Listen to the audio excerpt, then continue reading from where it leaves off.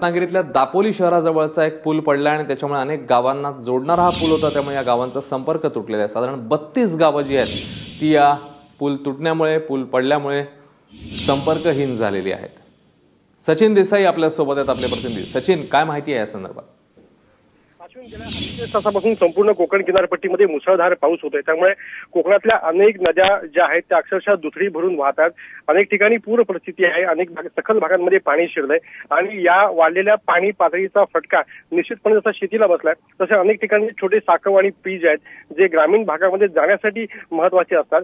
अशाच पद्धतीचा एक पूल दापोलीपासून एक 10 ते 12 किलोमीटरवरती होता आणि पावसाच्या मोठ्या प्रमाणात पडलेल्या पावसामुळे हा ब्रिज तुटलाय आणि तो नदीच्या पात्रामध्येच मोडून पडलाय। यामुळे या दापोली शहराकडून त्या उन्हवरे आणि जी अन्य शिवनेरीवाली गावं आहेत, ज्या अशा 30 ते 32 गावांकडे जाण्याचा जो मार्ग होता, हा जवळचा मार्ग आता पूर्णतः बंद झालाय। आता ग्रामीण भागात ज्या पद्धतीनं एसटी ज्या हे सगळ्यात महत्वाचं माध्यम आहे लोकांना शहरी भागाकडे येण्याचं, मात्र हा पूल पडल्यामुळे आता वाहतुकीची मोठी समस्या लोकांसमोर उभी राहिली आहे। अश्विन।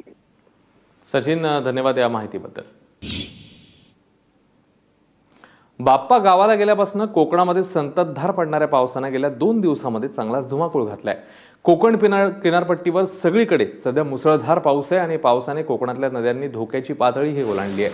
अनेक ग्रामीण भागांमध्ये पुराचं पाणी बाजारपेठांमध्ये शिरल्यामुळे बाजार बंद आहेत। सिंधुदुर्ग, रत्नागिरी जिल्ह्यासोबतच मुरुड, जंजिरा, अलिबाग, रोहा या तालुक्यांनाही जोरदार पावसाचा फटका बसलाय। वाहतुकीवरही प्रचंड परिणाम झाला आणि एसटीचं वेळापत्रक पार कोलमडून गेलंय। मुंबईकडून येणाऱ्या बसेस उशिरा पोहोचतायत, तर स्थानिक बसेस देखील रस्त्यावरच्या पाण्यातनं वाट काढतायत। परशुराम घाटात वारंवार दरड कोसळल्यानं इथली वाहतूक देखील धोकादायक बनली आहे। संततधार पावसामुळे कोकण रेल्वेवरील वाहतूकही विस्कळीत झाल्यानं अनेक ट्रेन्स 3 ते 4 तास उशिरा धावतात।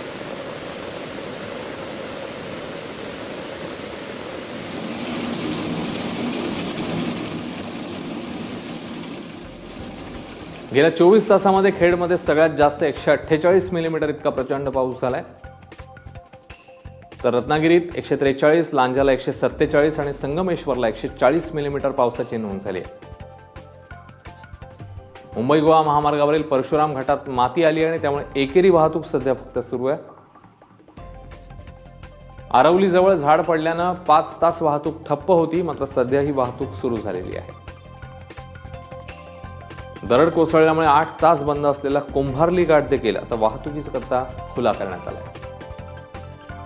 कोकण रेल्वे मार्गावर दोन्ही बाजूंच्या गाड्या या 3 ते 4 तास उशिराने धावतात।